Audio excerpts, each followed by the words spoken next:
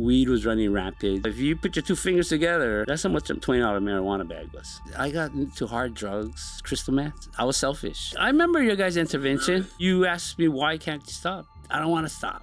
I don't want to hear it.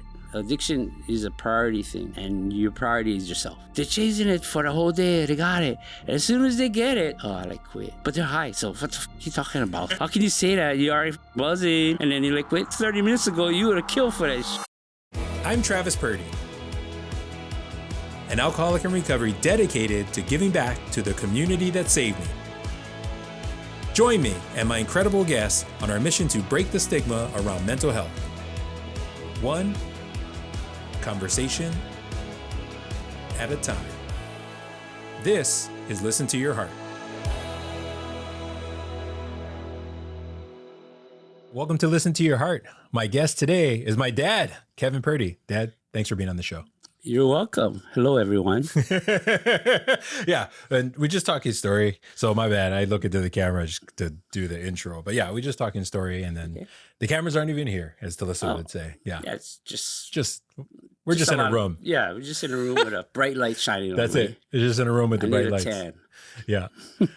So, Dad, one of the reasons I wanted you on the story or on this show is not only to provide some value based on your life story, but selfishly, I'm your son, and there's a bunch I actually don't know about you. Mm-hmm. So I also hope to learn about you as a younger person, as a kid, as a young man. So I would love to start at the beginning. I've heard some stories, more or less, about how you grew up overseas because your dad was in the military. Yes. So if you could, tell us some of those. Well, you are correct. Those stories are true. My dad was in the military and retired from the military. So we were stationed in Germany, first of all. And in Germany, you live on base. And I did some crazy things. Like, I don't know if you heard the story where I tried to get off at the bus. I get off the bus stop, and I would race across the park to beat the bus home. And of course, I don't remember that, but that's what my mom would always tell me. And the thing I remember about Germany that really stood out is the cobblestone streets and chimney sweepers. They actually have chimney sweepers like you see in Mary Poppins. For real? Exactly Wow. like that, yes. I remember we used to live with this off base for I'm not sure how long, but this German lady had a basement, and that's where I saw the chimney sweeper. But what I'm getting at is she would like to learn English, and we got to learn a little bit of German from her. Cool. So if I go 1, 2, 3, 4, 5, 6, 7, 8, 9, 10. That is 1 through 10. Okay. German. I was like, is that numbers? I can't tell. Yes. That's probably the only thing I could remember growing up, because I was only going to be in first grade. And then we were, after Germany, we were stationed at Fort Knox, Kentucky. And it was on military base. And what I remember about that is it was the kind of place where you could just walk to school. And I had this black kid, was one of my friends. And I would go to his house, and they would go there, and then from there we would walk to school. And then we would meet up with this other kid, a redhead, freckle-faced kid. I do not remember their names, but just picture a Chinese-looking kid walking around with a black kid with a redhead, freckle-faced kid. So it's like the start of a good joke, right? These are, yes. Or a bad joke, could be. It was, I didn't think of it, anything like that, but I think that mixture of nationalities is what made me not a prejudicial person against races. Because in the military, they all mix together. And when Dad retired in 1968, we came back on the Lurleen. Lurleen was one of the Matson's liners, cruise ships. They had, all I know is when we came back, I was not good for the first 2 days, seasick, throwing up. Got to Hawaii, and believe it or not, in the old Hawaii days, they would have swimmers come out in their canoes with their leis and meet the ships. On the water. On the water, pulling it to the harbor, like you see in the old 50s style black and white movies of anything about Hawaii when ships come in. So that was real. And coming back to the islands, we lived with grandma for a little while because she's just so happy to see us, I guess. I don't know. But we lived there for a while. And I attended my elementary school, which is on Wiley Street. And I went there for 4th, 5th, and 6th grade. And after that, I went to I Intermediate because we had moved to Waipahu. Somehow I got an exemption to go to I Intermediate. Oh, weird. Yeah. I don't know how those things work back then. But so I think you have to use somebody else's address to get that. And from my intermediate, I wasn't, I don't think I was a top student, but when you arrive, if I take you back to Miami Elementary, I was still foreign to the elementary school kids. Because you think of a Chinese kid with this Southern accent, you know, everybody knows each other from 1st, 2nd, 3rd grade. So being the new student, you know, they kind of got me in trouble. People wanted to beat me up. Thank you for that. I wanted to ask because I didn't know this. Before you guys went to Germany and also lived on the continent, did you guys live in Hawaii first, like before going to Germany? Yes. A little bit. Okay. Yeah. But then you were super young, right? I was born at Queens Hospital. Okay. And then when you got here, elementary time, yeah, how was it? Like how was it being the foreign kid? You must have been the Of course, I wasn't out. I was introverted because there's a lot of strangers. And like I said, these other kids, they all knew each other. So you kind of slowly mesh into the, how would you say, the nerdy kid group, the ones that are not popular. You know, I don't mind. I got along with them. Yeah. And then that's how it was elementary. So let's get back to intermediate school, which was fine. Back then, an intermediate school only consisted of 2 grades, 7th and 8th grade. And then from there, I attended Aya High School and played football in my junior, senior year. Really wanted to make the basketball team that year, but didn't have enough skills. I never was involved in organized basketball. I just played at the park a lot. So, yeah. So we're up to excuse me. Yeah, no worries. Yeah, you can take your time. Yeah, we're up to 1977. Okay. When I graduated high school. After that, I was planning to go to Leeward College, but as a freshman, the enrollment was very hard for me because a lot of classes are already filled up. So I ended up just working. After during high school, there was a lot of partying. You know, you have friends, they drinking. Weed was running rampant. People were getting bags. Like, I don't know what they sell nowadays, but we would judge a marijuana bag by how many fingers. So if you put your 2 fingers together, that's how much a $20 marijuana bag was. Which I don't think that's how it is nowadays. Yeah. So after that, I started to work for International Savings. That was like my first real full-time job. If you're in high school, this is a tip: go to typing class. Learn how to type, because people can always use those skills. Because back then, typing is what put me in the door to International Savings, which I worked in the loan servicing department. They service your mortgage loans. For a mortgage loan, I worked on I had to validate the homeowner's insurance for new loans. Make sure it's a requirement. Like, it's probably still a requirement today. Even when you buy a car, you have to have full coverage. Right. And sorts of that. And then after that, I worked there like 3 or 4 years. I also got a notary license when I worked at the bank, because they thought, okay, maybe give this guy a chance. So I passed the notary test. Also, they wanted me to get a license to issue homeowners insurance, but I failed that test. I can tell you honestly why. Remember about the 2-finger bag? Yeah, I probably Is it too many 2-finger bags? Too many 2-finger bags helping me out that day. So the test was darn, Yeah. Okay, so I think after about 3 years, I finally got a job at Merrill Lynch, which was big for me because they were one of the top brokerage firms. And I worked there for about 10 years, over 10 years. I started in the cashier department.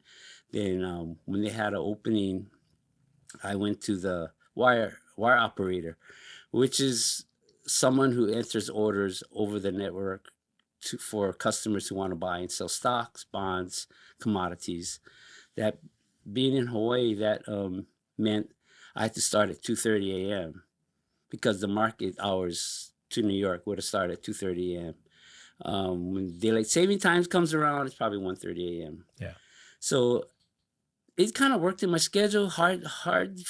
You kind of lose track of the sleep hours, but it worked because then I could save on. I had the kids by then, and I didn't have to spend too much money on babysitting because I could pick them up at 10 o'clock, and they were with me all day, From there, having that ability to pick up the kids, they got a little older.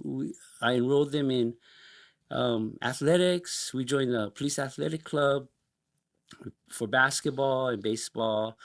And I was one of the coaches, So yeah, why did you start coaching? I'm curious. Well, because you guys are playing. Nice. Yeah, right? Yeah. Plus, they were looking for coaches too. And met a lot of good friends in there, and some of them are still friends that we see over the years, not in person as much, but mostly on these social media apps like Facebook and stuff. All that time, even though coaching, I didn't really have a hard addiction to hard drugs, but those 2-finger marijuana bags always was part of my life. Beer. I mean, you have friends, you have acquaintances who all of a sudden marijuana was our connection besides helping with the kids. Yeah. So, I'm not regretful. It's just that's just how things was. I'm not one back then to think, oh, should I do this? No, you just said, okay, let's go, automatic, party, whatever. In the moment, right? just go. We just go. It's just. I'm sure a lot of people have had life things happen to them where it's not even a thought process. They just go, and I'm no different. So, is there anything more specific you wanted to ask me? You know what? That was a good amount of time that you covered. Yeah, just off the top of my head, not something I wrote down, but yeah, I definitely have some questions about some of those. You want to know about after I'm 50? Some of those times, definitely at some point. Yeah, we'll get along the storyline. So yeah, thanks for sharing about that. Going into high school, you met Mom when you worked at International Savings and Loan, right? Yes. Yeah, you guys used to work together. We worked at the same company, different departments. Okay. But we spent more time because we joined the company volleyball team. Oh. And we played in a financial volleyball league. I feel like I didn't know that. Yeah, the financial volleyball league had consisted of about 12 different banks or savings and loans in the league. So, and your mom was a high school volleyball player, so right, that's her jam. I was still new, but hey, I made, they have an all-star team at the end of the year. I made it. Yeah, we had a good coach. Sorry. You know what? Something you said, I feel like I didn't know this, but I didn't know you didn't play like basketball on your high school team. I tried out. I didn't get it. Didn't work out that way. Yeah. Well, because what's funny is you spent a lot of time as my coach when I was a kid, basketball. Like Yeah. we spent a ton of time together, basketball and baseball. But I I never played always, baseball either. I always think about basketball as your sport. I do, because It even is to my this sport, right? but I didn't make the team. And to this day, I'm 42 and you're 66. Technically, I've still never beaten you in basketball. Well, One-on-one. Your window of opportunity closed Yeah, a close. long time It's like ago. retared. Yeah, that window retired. I 'cause mean, you'll get smoked now. Yeah, but- yeah, I'll probably get smoked now. I mean, I don't even know if I could beat you at 2K or whatever. Yeah, that'd be- So, but yeah, even when I was like 16, 17, I still, when you're still, you're younger, I'm younger, and just never beat you ever. So it's kind of funny. I didn't know you didn't actually play basketball for your school though. No. Yeah. They didn't want. They have a lot of guys like me, but I think it attributed because I didn't really play organized sports growing up. Yeah. But I'm what you call the park rat. Go to the park every time, play, go to PE, play hard. And then your friends ask you, "Hey, kid, you can try out for the team?" What? I go, "Yeah, I guess." Yeah. And you know what's funny? So I grew up the opposite. I was in all the organized sports yeah. from 5 years old all the way till I graduated high school. So yeah, I had the opposite experience. Yep. Maybe that's why, right? Yeah. You had that and karate. Yeah. That's right. I did that up till 10, 11, Yeah, right. football time, something like that. Yeah. And organized sports is such in my DNA. Yeah, because we chose that for you guys because we wanted you to be well balanced. Because we always harped on schoolwork too first. Yeah. And then you can't be just schoolwork. You have other activities. So we, at the time we thought we were doing the right thing, right? Hey, some of my best memories are organized sports. My parents work so hard. Parents are they have a big commitment to these youth sports because they have to be the ones to go and take the kids. Mm-hmm. They have to be the ones supplying, when it's their turn for snacks, It's more expensive now than ever too. So yeah. Back then it wasn't as much of a important to certain people, but it was to me. Yeah. Thank you. Yeah. Well, of course. Yeah. Yeah. Because it builds confidence in kids. Yeah, teamwork. Yeah, teamwork, confidence. still love sports. Whatever. Yeah. And it's something you can have for life. Yeah. No, definitely. Yeah. Okay, so I gotta ask you a couple hard questions. I gotta ask you a couple hard questions. Well, actually, a lighter question first. So I only knew Grandma Purdy as Grandma Purdy. Of course. But she was your mom as a kid. So when you guys are, living abroad, living overseas, living on the continent and back home, and Grandpa's retired, Mm-hmm. what kind of mom was Grandma Purdy? Well, she was a good mom. All the domestics and working full time. I mean, what more can you ask? She, if I needed a ride, she'd be there. She very loving mom. She loved us tremendously. She always was the one that could talk to you, and you felt she the one could understand what you're going through. I mean, usually one of the parents is like that. I don't know if that was me for you. Probably not too much, but but my mom was the understanding one. And my dad was military, so you can always take the man out of the military, but you can't take the military out of the man. So my dad was strict in a sense, but that doesn't go saying that he was careless or didn't love us. Of course he did. But my mom, God bless her soul, we miss her a lot. She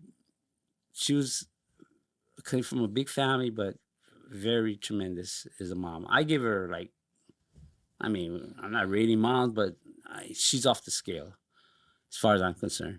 Right on, Dad. Thank you. I was my next question was about how was Grandpa Purdy? Because the stories I've heard is he's basically a drill sergeant all the time. Well, Grandpa Purdy was old school, was a drill sergeant, very disciplined. Clean your room, pick up your clothes, cut the yard every weekend. I've heard the yard work stories. He wants things to be pristine, and I'm the number one guy to do that when we were growing up. I mean, I have to do all these chores if I wanted to have any fun on the weekend. But fun for me was, hey, can I even go to the courts? Stuff like that. But he was very caring. He's disciplined but caring. You know what that reminds me. I gotta ask. So when you're a kid, we didn't mention earlier, but you have an older brother, my Uncle Keith, Yes. and then you have a younger sister, Auntie Pule. Yes. So as your dad is a strict guy, Grandpa Mhm. Purdy was a strict guy. Mhm. How did he treat all you guys the same? Did you feel like he treated Auntie Pule differently than Uncle Keith versus you? Oh, of course. Yeah. If you're the only daughter of three siblings, you're gonna get your own bedroom. Okay, isn't that Right, different right off the bat? Right. I have to share a bedroom with my brother. That's right. Right. My brother was more artistic, right, in a sense. Yeah. Very educated, very smart. Went to your school, graduated in '75. That's right. Yeah. And Keith was also he carried that discipline.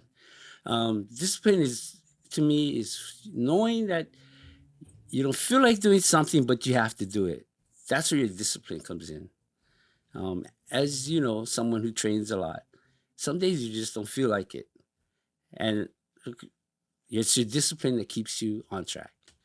So my brother, as soon as he hit 18, he moved to the mainland because he went to University of Redlands, and he got some accolades for his singing because he wanted to be an opera singer. So from there, he did a lot of singing, going to Europe, learning how to sing with the best opera singers, starring in Europe, doing opera.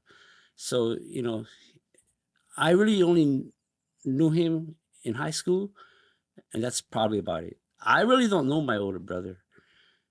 He's never lived here in my lifetime, and yeah. I only remember him living in America for a very brief time. Yeah, and he's been in Europe majority of my life. So he's more European now. Yeah, I guess. But hey, some people, if that's their life takes them, then hey, what can you say but be proud of them? Yeah. They know what they want. They go after it, and they didn't let anything get in their way to achieve it. So yeah, that's your Uncle Keith, which I know he's still out there. Yeah, as far as I know. Yeah. It is nice to see him at times whenever he's back home. Yeah, sometimes he may come back. We don't know. I've heard that too. Okay. I've heard that too. You probably heard more than me then. So, okay, back in this time. So if I could share a memory of mine from about 4th or 5th grade, it's when Grandpa Purdy passed.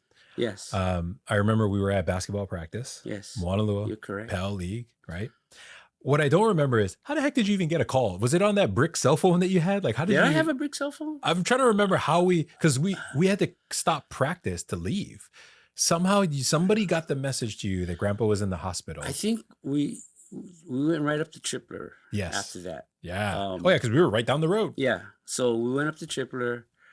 By the time we got there, it was all done. Yeah. He had already passed. There's certain things when people pass away. Sometimes you have this hospice situation. You get chances to see them. And then for my dad, he just passed. He had a massive heart attack at work. Yeah, he just went to work one day. By the time we got there, he was gone. So for me, the shock didn't really hit me till maybe 2 hours later. Some people could, I didn't go up there and I wasn't bawling my eyes out, but after when we got home, that's when it really hit me.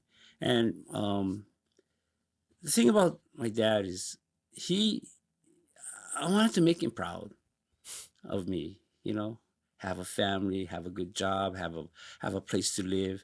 And I think he was proud of me because we had just bought that townhouse in Waikele at the time. Mm-hmm. I mean, so when he passed away, it hit me in a sense that I I don't have nobody to be proud of me anymore. Hmm. You know, so maybe that caused me to not care about certain things and make I probably made a lot of bad decisions after that. There's one other memory around Grandpa Purdy that I wanted to ask you Hmm. about. So I remember his funeral, and this is my memory of it. And I would love to hear your perspective since you lived it as well. I remember everybody, well, for one, a lot of people called your dad Red, right? Uncle Red, Uncle because his Red. hair was red. Yeah, yeah, yeah. So I remember that. Yeah. I also remember, oddly, years later, it's like Red Foreman on that 70s show kind of had a very similar Mm-hmm. energy to Okay. your dad, Grandpa Purdy. But anyway, so They also called him funeral. Chief. Oh, I didn't know that. Yeah. Okay. People, some of the people who came to the funeral were part of our military family, and and those are the ones called him Chief. But Yeah. most of the family, your cousins, uncles, relatives, they all called him Red. Yeah. And I didn't call him that. Right.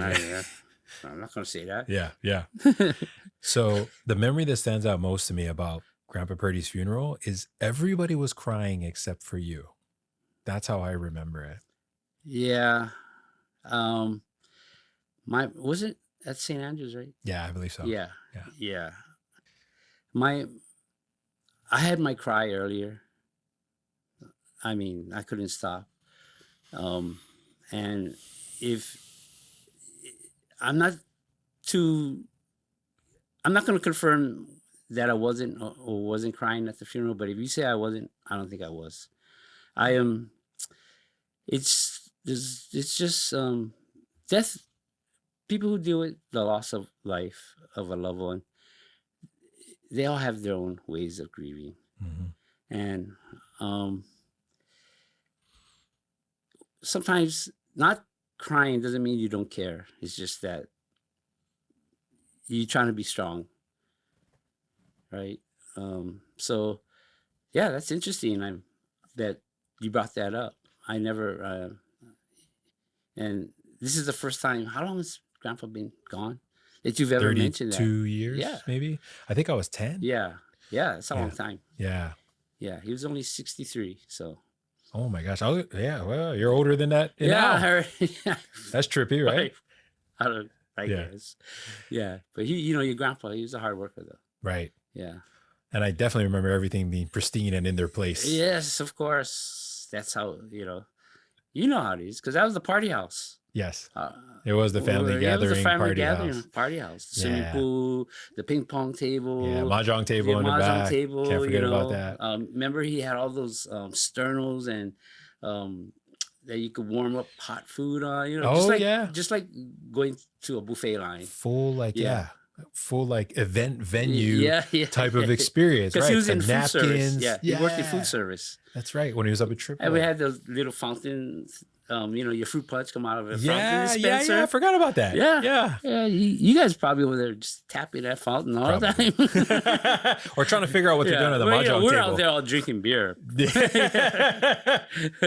You know what? You actually said something about when Grandpa passed and not having someone to be proud of you anymore that maybe led to some bad decisions of yours. Can I ask you about what some of those bad decisions were? Well, I got into hard drugs. And, I have no problem answering these questions, Thank you brought up. So hard drugs I'm going to say is crystal meth, what they call ice now. So it became something that you chase all the time. It hurts you in so many ways that people don't realize it, that they're hurting themselves. But fortunately for me, I knew all these stuffs end. No matter what happens in life, things end. Addiction ends, drugs end. Life goes on though. I was able to through time quit this addiction. I mean, I didn't even know it was addiction. Quit getting high like this. And then you finally realize that, wow, once the fog is lifted, you can there's a natural high with feelings, experiences with others, your family, that can is a high in itself. I decided to get some of my life back, go back to school, earn a degree in at Hill College when it was still Hill College. Yeah, rest in peace, Hill yeah. College. Rest in Yeah. peace. Yeah, they're part of Corinthians. Oh, is that I what think. they are? Okay, Yeah, got yeah, absorbed. yeah. Okay. Yeah. So, yeah, going back to college was motivating for me because all the young kids, and you trying hard, So I did try hard. I made that 3.0 list. It just took me to get a 2-year associate's degree. It took me like 3 years, which I guess that's 1 year longer than you're supposed to. But after that, I didn't doing the addictions all went away before I went to college. Then I when you go through college, you have these job recruitment places. You can get jobs in your field if you want. And this happened. That was over what 12 years ago. So it's still not that long ago. 12 years is a long time, right? And now I had to be proud of myself.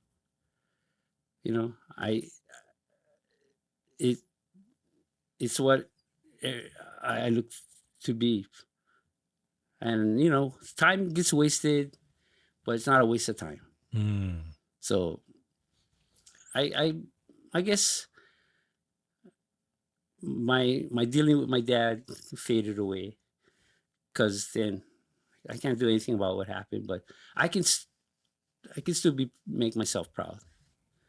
And yeah, and that's from college. That's where I am today in a tech field, working full time. Let me ask you this about addiction. Do you remember, or like what near the end, when you quit, like what drove you to quit? Was it like a moment? Was there a certain thought? Two things probably led you to that. If you don't have money, you can't buy it. You can't buy it. No more money, can't buy. No, you can't buy it. Yeah. Okay. So, because I know we talked about it briefly, but really the length of addiction from, like, say, starting to use harder substances till quitting, how many years was that, you think? So I've been clean for over about 12 years. Yeah. Now, but before that, there was always some sort of stimulant or something, natural stimulant, whatever you want to call it, 2-finger bag, that was from 18. Oh, okay. So from about 18 years old till 12 years ago. Yeah. Or Maybe so. 12. 13-ish, yeah. Wait, how old am I now? 66, so early 50s.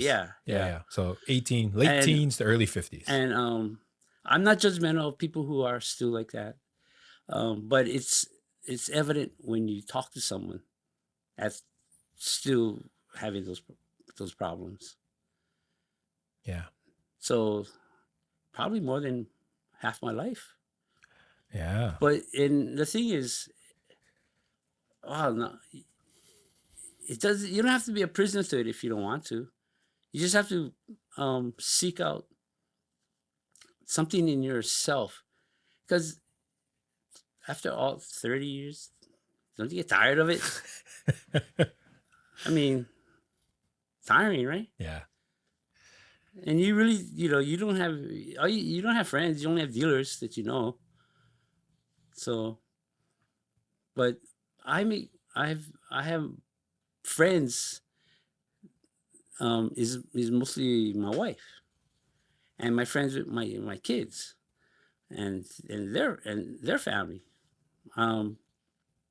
because I don't get out a lot. I bowl a lot, so maybe I have people that are nice to me over Yeah, you there. got bowling Yeah, friends I now. got bowling friends. We're a bowling community. Bowling community. Yeah, Okay. like you have your CrossFit community. Yeah, I was just thinking that. Yes, that's CrossFit community. Yeah, That's right. that's how there's that common thread of what you guys all doing there. Yeah, totally. Yeah, and it's fun. It's fun to me. Yeah. Okay, I know I'm going to kind of jump back in time here Okay. and there, but question. So you find out mom's pregnant with me. Yes. So now you know you're about to be a dad. Yes. What are some of your first thoughts? My first thought when she was pregnant with you is the pregnancy is 9 months. Okay, so I'm trying to be supportive for a 9-month period, but it's really when you're born that the miracle hits a person, and all the love that you didn't know you had to give to someone, it just pours out naturally as a father. Even for when your brother was born, you remember? You don't remember? Of course I remember. It's Okay. burned in my memory Okay. of When you were my born? brother being born. Unfortunately, I walked into the room for the audience. I Right. walked into the room. Mom's on the thing, and I'm just like, I'm like 3 years old, man, almost 4 years old. Yeah, you probably had Scarred. I was a little taller, so I couldn't see past the leg, but you're like right. Awful. Yeah. Just an awful memory. I was hey, here's your transformer. Let's go. Yeah, the little transformer toys. But man, I tell you, the thing about when they say miracle of life, there's no joke about that saying. It's so true. And I don't know if you realize this, that I love you kids so much that love can be overbearing, which can cause parents to do crazy stuff to their kids because they love them so much, So from my end of parenting, it's not, you got to pull back the reins and let them grow, right? That's what I did. And it also saved me a lot of inner heartache by pulling back the reins. Let them grow, because they're going to do what they want, As you know, we were always emphasizing on schoolwork had to be important. Yeah. But when, in answer to your question, I hope I answered it, that I knew you were coming. I didn't know you, but I knew that you were coming. It was the greatest feeling. I mean, I wasn't doing backflips, but it was the greatest feeling in the world. I get it. Yeah. You know what? That reminds me, something you cleared up for me years later, many, many years, only a couple of years ago. I just remembered. So I was telling people most of my life that I was named after the Travis Air Force Base. And then I finally brought this up to you like 3 years ago or whatever. And you told me, oh, no. I was telling people that most of my life. I think you may have been right. I can't remember why we named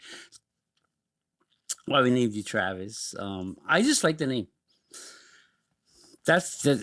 I'll just stick by that. Yeah. That will be my answer. That works. I like Yeah. the name too. It works. Okay, so some other kind of back to this time. So I got to ask you this. So from my perspective, I'll share a little bit of kind of my memories. Mhm. You were my coach for most of my young life.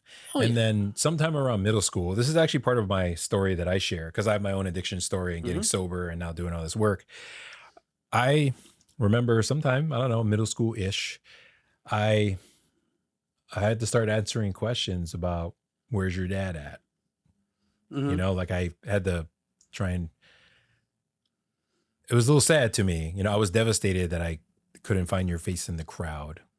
Well, that was part of my being selfish time.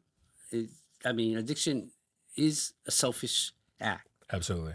So Or like they say, it's like a selfish disease. That's kind of yes, what a lot of people call it. yeah. Yeah, yeah, Okay. yeah. I've never heard those terms. Whatever I'm telling you now, I don't know any of those terms. Um, but if you're asking me why I was selfish. So I didn't, I didn't have the same priorities that I have now. I mean, addiction is a priority thing, and your priority is yourself, and you don't care. Because it becomes so it's something that is just continually uh, getting rounded because you always chasing something and it's a priority. You know, I guess the term was you always want to re-up, and that's what. And the people who you're with are selfish too. So that's our common thread. They always want to re-up. So I'm sorry that let's see, when you're intermediate, you're at Kamehameha already, right? Yeah. Were we doing any football? Yeah, I think we did a little bit of football like 7th grade, but Yeah. I think the actual timeline is probably more like 8th grade-ish going into maybe high school. So Yeah. this would have been what, 90, Okay. 5, 6, No, 7, yeah, I get it. give or take. So I was selfish, but I had to work to feed my selfish disease. If I wasn't working, then I was being selfish. I didn't probably put the priority correct because I couldn't. Not couldn't, but my mind wouldn't let me. My actions wouldn't let me. Well, the actions were already spoken for. Yeah. You might just people who I think people who are going through this, they can understand what I'm saying. The people who that's what we're here for. I want those people to they know the terminology I'm talking about. Yeah. And honestly, I do too. So fast forward my personal story. By the time I'm high school, right, 2001, and then I don't go to college. Oh, which let me ask you, when you heard that I wasn't going to college, I know how mom felt. She cried. But when you found out that I wasn't going to go to college, what was your kind of thoughts or feelings on that? I can't exactly remember, but I didn't judge you on it because I didn't go. If you felt your path was to do this, even if it was temporary, it's something you wanted to do.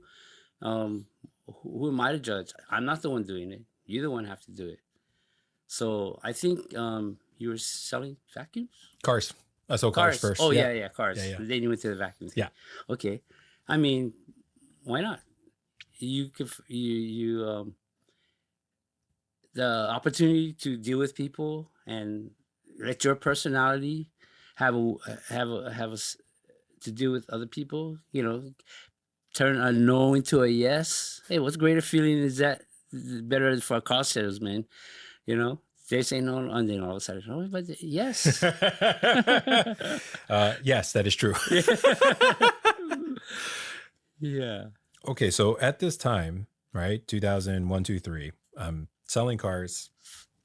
I know at the time that you have addiction going on, but I'll be honest, I'm just super mad a lot about I remember your guys' intervention. Do you remember that? I remember, and you asked me why can't you stop? Well, apparently you weren't. In my mind, I couldn't answer that because I didn't even look at you at the level of asking me that. Okay, you go and try to find someone. If you do this intervention with somebody else, they might feel the same way. Why you ask me? You don't know what I'm going through, da. And like I said, I just didn't think you had the right level to ask me that. But thank you for telling me. I did see slightly that I got adults here. It's not my kid talking to me. It's adults talking to me. I remember that, and I just shook it off because I was not gonna listen to not MFs. I mean people. I know what you mean. Yeah. Because I don't want to hear it. People don't want to hear it. Yeah. I don't know if it's it deals with them, something inside them. I don't want to stop. I don't want to hear it. In fact, after I leave this, I'm gonna go check out my friend. That's what's happening. That's what happened. Yeah, Yeah. fucking happening. Yeah. You know what? I have not thought about that intervention in years. Well, While I was driving here today, because I knew we were going to sit down and do this, I was like, oh yeah, I forgot. We had an intervention. And I couldn't remember for the life of me what I said. I remember being there. I remember you being there. yeah. I don't remember what I said. well, that's what you said. Wow. Why can't you stop? Why can't you stop? Okay. That is like, that is, if you're gonna handle intervention, that is the worst thing to ask. It's the somebody. worst thing. Why can't you stop? Oh, that is the worst thing. That's right. That's just gonna turn the person the opposite way. Hey man, it's not it's a question that try ask. It's like, you know what? Yeah, don't ask that. Don't ask. Why can't you stop? It's like, Psh, that's why. Yeah, that's why, man. Yeah, stop this. Stop this. Yeah. So I don't remember this for a fact, but I'm in behavioral health now, right? Own a clinic, so on. And I thought I heard, I could be wrong. Someone can correct me. I'll ask some of our therapists who know better. But I'm pretty sure the data shows that interventions are not that effective. I kind of agree with that because yours guys wasn't at all. But hey, if you want to make a TV show about it, if people make money, that's what they're doing. I thought about that too. The show. You did. I thought about the show because for my own addict journey, there were times near the end when I wanted to get help. I used to watch that show while drinking, and I was just sad all the time. I was sad. I was drinking. I was watching the show. I was crying. You're sad watching the show? Yeah. You're sad because you're drinking watching the show? Both. It's because because the interview. You know what I call it? I call that a regretful drunk. That's me. And I only use that term because I know people who are regretful addictions. Yeah. They're chasing it for the whole day. They got it. And as soon as they get it, I quit. Yeah.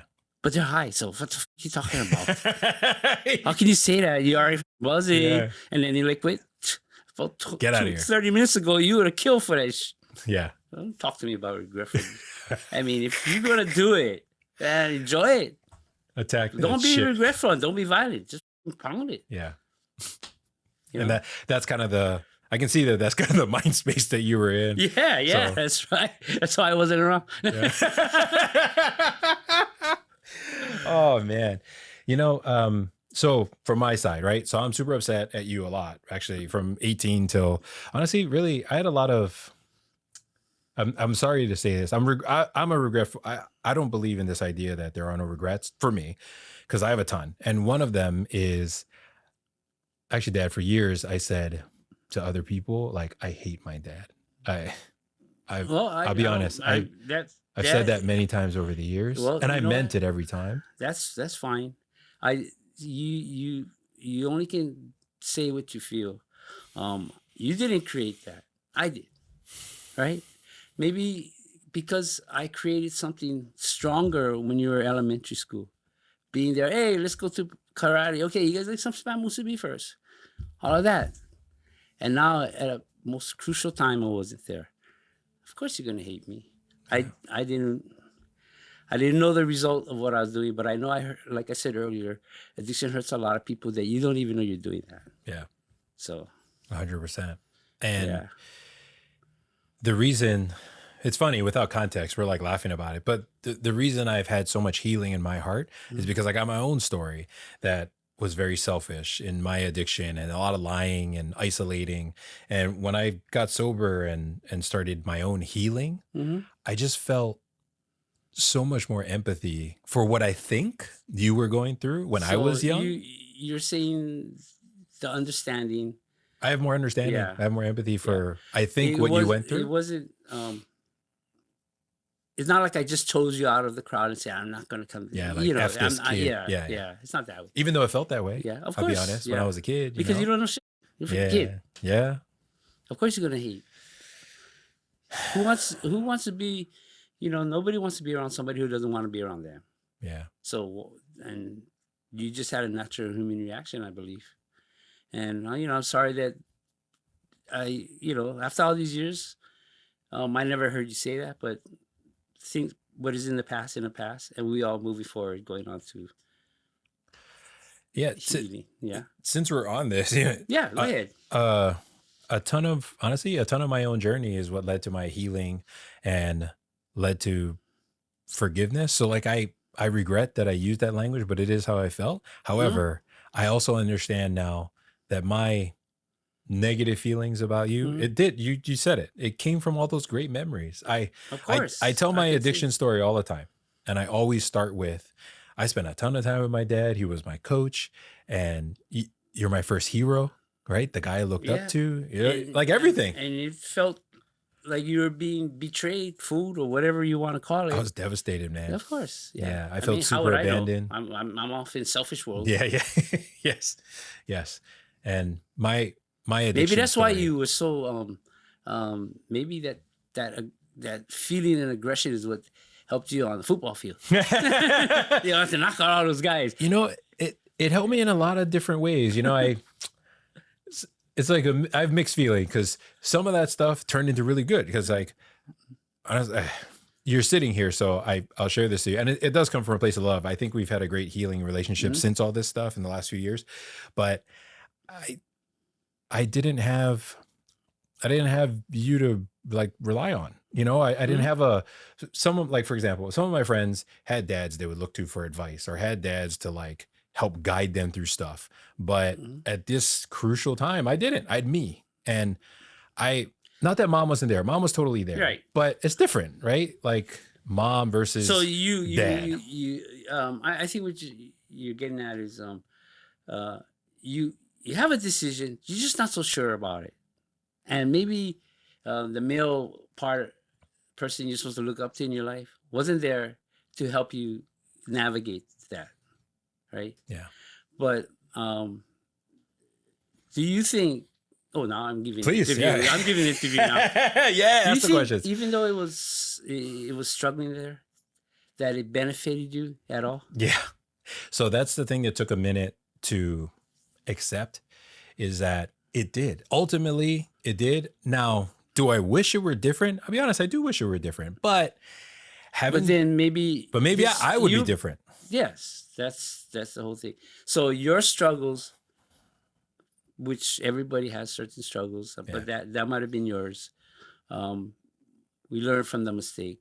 You benefited from your struggle. Yeah. And I don't know if maybe in high school it made you less sharing to other people and your friends. I mean, maybe it didn't make you as friendly as you wanted to be to your classmates. You know what it did is... Because you rather say, I'm going to just knock you. Oh, sorry, just cut you off. Yeah. No, it's all good. It made my circle small.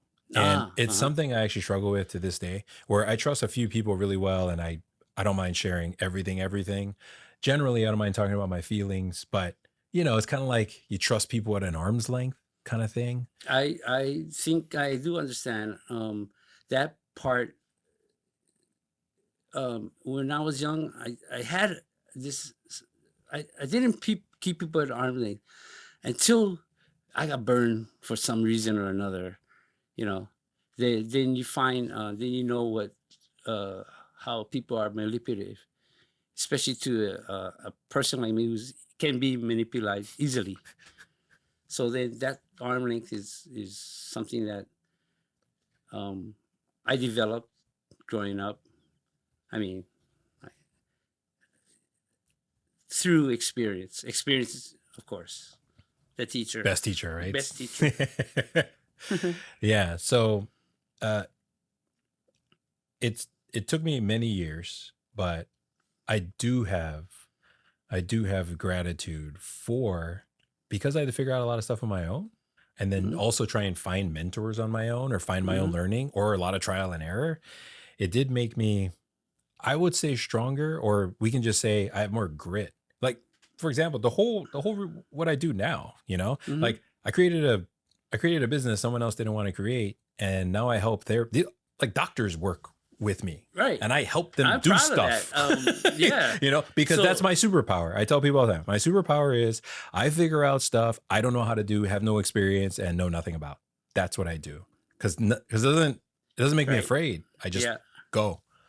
Well, if you're saying you want to thank me for that, I am not going to thank you for that. I was thinking about that too. I'm like, I'm not going to thank you for that. But I am thankful that we get to have this conversation about it. It's part of the reason I wanted to have you on the show. Oh, okay. Yeah. Is so I could share some stuff with you, and also I hope you can share some stuff with me. Therapy for each other. I think that's what we're doing right now. Yeah, that's what we're doing right now. Huh? Okay. No, that's good. I appreciate, when you first asked me to do this, I know I didn't want to, because I just didn't want to have to go over everything. But when I thought about it and I changed my mind, that I wanted to see, I don't know, none of my answers are pre-written, pre-thought of, but the only thing I have in my mind that's pre-thought is I decided to do this because other people might be going through what you or I are going through, and I wanted to show that, I'm only trying to inspire you, but we are not alone through this thing that we're going through. And there's always a place where you can get help. But the help has to come from you inside. And then you can reach out. That's right. It all starts from you. If you don't want it, nobody's going to judge you. But expect to have a crappy life. Yeah.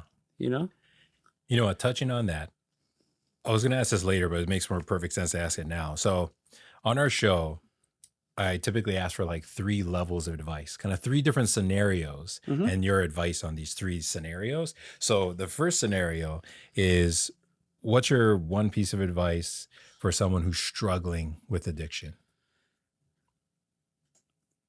If you're struggling with addiction, my best advice would be is seek help. Because if you're struggling, then you couldn't do it by yourself. So nobody's going to judge you. You don't have to be ashamed. Once you get over that, and first you have to stop. Addiction is selfish. And if you can't stop, and that's all you think about, you'll keep struggling. But just remember, everything ends. Everything ends. It's a matter of when you want it to end and under what situation. You can control when it ends. Yeah. I mean, take it from a person who's my age. I'm already qualified for SSI, so I know everything will end. Yeah. Hope SSI don't end, but it might end too.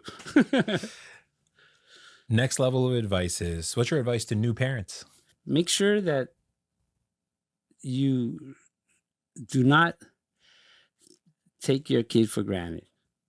Look at it, the miracle of that. But also, kids have to earn rights. They don't earn rights by being alive. They have to earn rights. And keep them away from the cell phone. Don't be a parent who uses a TV to babysit them or the cell phone. Because that's easy. Be an involved parent. That's true. That's when I was growing up in the 90s, no mobile devices, but the TV was the substitute, right? Actually, I'll tell a little story. I totally remember this now. Oh, Nintendo. Yeah. Right. Yeah. Video games came out and started getting really big in America when I was a kid. And I'll never forget this as one of the cool memories, but also, anyway, is I remember you would have us, if we did our chores, if I remember right, or got good grades or something, you made these little cards. I know you remember this. I can explain that whole thing for you. Please explain it. Yeah. So what I did was I gave these little half-hour cards to play Nintendo. So starting at the beginning of the week, I give you 7 of these cards. You can either play half hour a day, or you could play 2 hours. Depends how much a half hour is. You add them all up. Yeah. So you got 7 a week. Right. At the end of the week, if you gave me any cards back, I'd give you $1. And Travis was the only one who wanted to. He would rather have the money. His brother wanted to just play. And I got the money. Okay. Yeah. I'm not sure if I heard this on a talk show, but of course I didn't make this up. I heard it somewhere. But I did it work for like 2 weeks, maybe, or a month. I forgot. I'm not sure. I'll be honest, because also I think unfortunately this also kind of started crossing over maybe with addiction and all these other. I think because then it didn't last that long. I don't remember it lasting very long, but I always remember it as like this thing of trading your like time or earning like time to do something fun and like trading it almost for like work in a way. That's kind of the lesson I remember from it. I also remember most vividly that these cards had Ninja Turtles on them. Yes, and they were, and I think they were covered in plastic. Yes, they were all covered in plastic. Yeah, they were. Yeah, so they don't get messed up or laminated. Yeah, They were kind of semi-laminated. Reused. Yes. Yeah. So okay, cool. Yeah. It's funny you said that your advice to like the new parents is make sure the kids earn stuff, because I'll be honest, whether you use those words or not, when I was young, I got that lesson and I'd be talking about that all the time. Yeah. Well, why teach? How do you get a kid, even when we're growing up in sports, how do you get them to be better? We've made the kids play a higher level of competition than their age. Not too much higher, but well, like one step up. Yeah. What they need to expect growing up.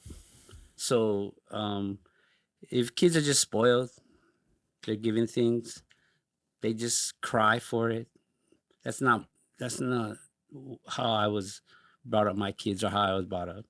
So earning shows them value.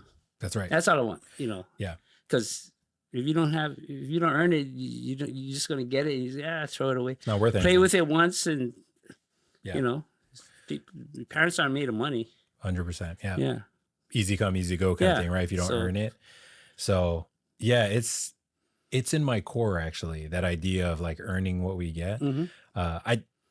Without going too far off on a tangent, I think I've also kind of gotten a little too nuts with that. There's like a too, aggressive version of that. However, as a core value, I definitely believe in like you earn what you get kind of thing. And okay, sorry. Last level of advice. What is your advice to empty nester parents out there? Oh my God. Empty nesters. Empty nester. That's because that's me. That's Let's see. I've been an empty nester for about 5 years now. Yeah. Well, I say get a good streaming app for your TV. Get a good stream so your wife can watch hers and you can watch your own. Oh my gosh. Okay. Enjoy the time with your spouse. Apparently on the weekends she doesn't cook, so honor that. Either buy dinner or whatever. And for me, I just took it to another level where I do bowling a lot. So that's my therapy. I mean, I think about it all the time because I'm not that good. Not that good. But you still work on being better at it, don't you? It's so difficult for someone my age, because I think a lot of the people in the league have been bowling for like since they're high school. Oh wow. Yeah, and so they're good, but it's a good camaraderie sport. Community, yeah, you mentioned it earlier. Community, yeah. A lot of fun, and so empty nesters save. I mean, when you empty nester, man, you seem to free up more finances because you don't have to buy as much food. The electricity isn't as high. And it's just the cost of living. Maybe it's a little more manageable. Take a trip once in a while, but if you like to. Yeah. You know what? I didn't write this down, but I feel like I would be remiss if I didn't ask. Go ahead. Sometime in my adult life, and before you guys were empty nesters, you guys had 2 cats for a really long time. Yep. And I'll never forget it because from my point of view, I remember you being a little bit more of a old school type of dad, right? Not a lot of crying, sorry. Not a lot of emotion showing, sorry. Other than anger or happy. That's kind of what I remember. So I kind of, remember a very stern, typical masculine kind of upbringing for me.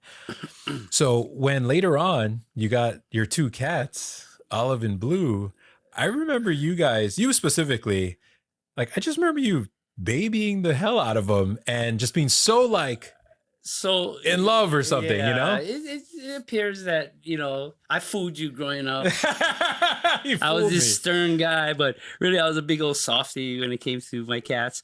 Well, yeah, we had those cats for 12, 13, 14 years. Yeah. And we were so attached to them that when they pass away, we haven't been able to replace them. Yeah. I've taken so many pictures that every once in a while my phone says memory from 2 years ago, 3 years ago, 4 years ago, and it's on my cats. Yeah. But I think your mom, who was not a cat person growing up, neither was I, but she got to be a cat person when we had our 2 cats. And they're hey, talk to anybody who's have pets for that long. I mean, you have a cat now, right? Yeah, there's a cat around the house. Yeah. Yeah. Yeah. Okay. Big fella. Yeah. Right. It's like losing a relative.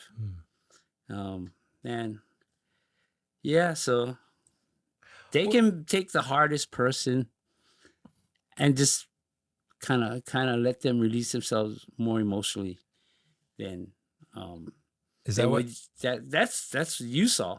is that what happened for you? Yeah, that's what happened to me. Yeah. They sometimes pets can be psychological for someone who's struggling with anything, especially if you're alone at some time. Pets can fill that void because they're dogs, non-judgmental. They have their feelings just come out. You know what the term I'm looking for? Yeah. Unconditional. Yeah, dogs. Pets. Yeah. Unconditional love. Unconditional, yeah. Yeah. Cats, if they don't like you, they just don't like you. They're also unconditional. Yeah. So, Thank you for that. yeah. It just hit me as we were talking. Okay. So as we start getting towards like the last question of our show, Mhm. On this section, what I want to do is I want to share some gratitude and some other stuff that I love about you. And then maybe also get your perspective on some memories that I have, Far away. Yeah. So for one, I told you this earlier, but you are my first hero. We spent so much time together from when I was born, basically, until age 10 or 12-ish, middle school, because you were my coach plenty of those years, basketball, baseball, and football. And sometimes that was a blessing. Other times, especially if I had like a practice that didn't go well, or I was upset about you getting on me in practice. I remember this one baseball memory. I just told it recently where I forget why I was mad, but I was mad at you and I was the pitcher. So I'm walking back to the mound and I'm like giving you the middle finger, like down here. Oh, yeah. Do you remember this? Oh, no. Okay. So I give you the middle You're finger. pretty sneaky. I thought I was being sneaky. But Wait, was this practice or game? This was a practice. Oh. Yeah. Ah. So on the way home, you told me you thought you were sneaky. Yeah, you saw it. Oh, okay. And I totally got in trouble. And yeah, I don't want to get you in trouble, but I totally got in trouble in the way people in the 90s got in trouble. Yeah. You know what I'm saying? Yeah. Okay. Yeah. Yeah. No. Yeah, that was a good time. I mean, you made the All-Star that year. I remember that. Yes, we went I do. to Big Island. Yeah. Neighbor Island. Yeah. Yeah. I remember that. Yeah. Something else I remember, and it's one of my honestly happiest memories of childhood. You even kind of brought it up. For one, I remember the white Nissan truck you used to have. Oh, yes. And then I remember I was a Cool Tunes, the mixtape that you had. And those are some of my best memories as a kid, man. Like just listening to Bon Jovi on that tape, or I forget some of the other bands, but I definitely remember Bon Jovi on this tape. Probably Boston. Yeah. Some Boston. And I remember listening to them, going to games or practice or whatever. And most of the time, even coming back from practice and games, like that whole period is really some of the best memories I have. Oh, yeah. I love that truck. Yeah. I mean, no air conditioning, but brand new. I forgot about that. 4-speed. Oh, yeah. I remember that. And I think I let you guys ride in the back once in a while. Yeah.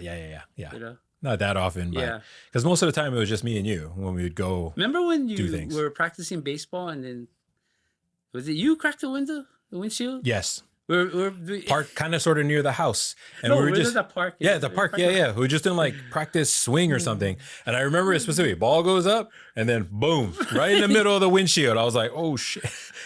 Yeah, no, that was I didn't. I don't think I blew off the handle because that was dumb. Took two of us. I mean, I knew you couldn't control your swing, but I shouldn't have parked over there.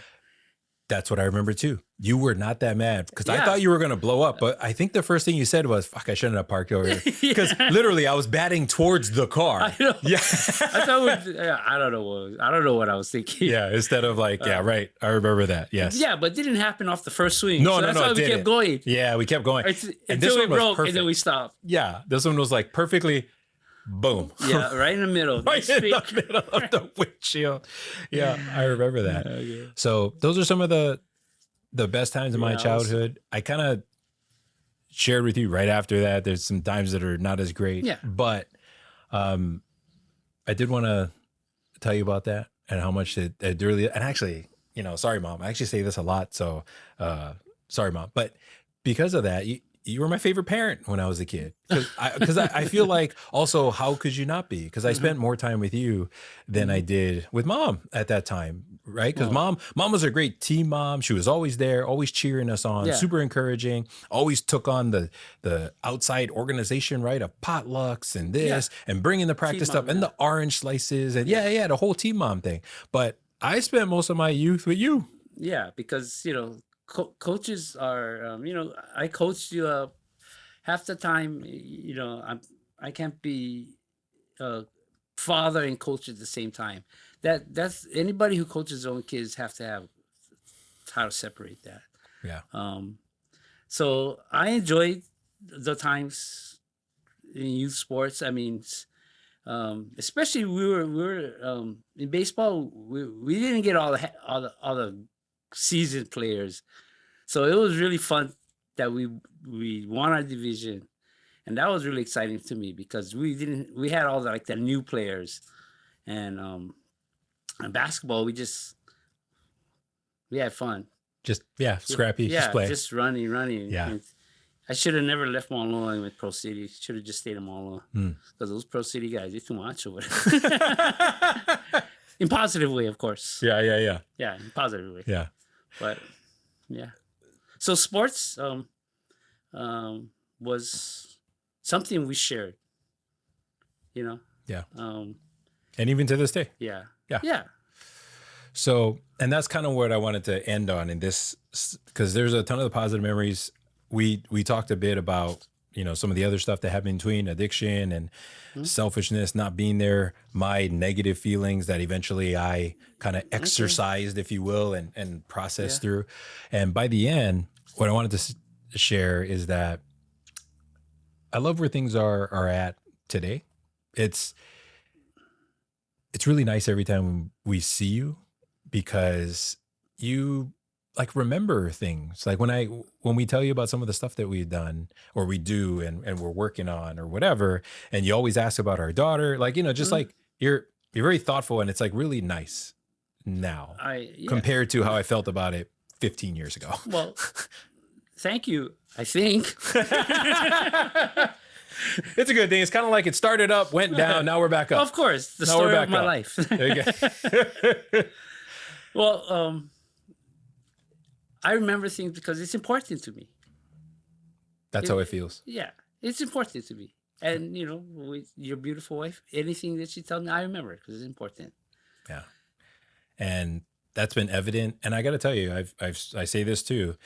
It's also part of me. It's a little weird because that's not how I remember. That's not the person I grew up with. This is my perspective. The person I grew up with, that's not that. You're different, but better different. Let's just say we can all agree that people change. Yes. Yeah. There's some evolution. Everything we talked about is about your change, Yeah. my change. Yeah. I mean, so we know that is not uncommon in the world. Change is good for the better.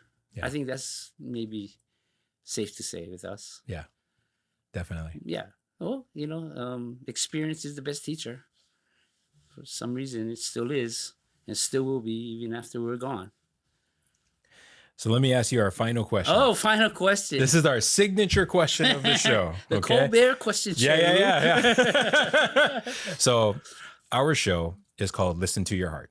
Yes. So Dad, Mm-hmm. when you listen to your heart, what's it saying? What's it say? I mean, you mean like tomorrow morning when I wake up? In general, In what is general? your heart saying to you? It's saying, man, I hope you have more than 5 years left on this planet. I know everybody has to leave it sometime. Everything ends. Oh, I maybe, when I wake up sometimes, am I countdown on? I don't know. So enjoy your day. Don't let things stress you out, and do what you want to do to keep you happy. I mean, work if you want to, but don't let little things bother you anymore. Because hey, why waste your time on that? And of course, if you can do a podcast once in a while, nothing wrong with that either. Dad, Kevin Purdy, thanks Yeah. for doing this. I love you, man. Oh. And thank you for tuning in to Listen to Your Heart. Today's episode covered a bunch of heavier topics. So if you or a loved one needs a little extra support and you're located in the US, please call or text 988. There are people available 24 hours a day, 7 days a week. Until next time, mahalo.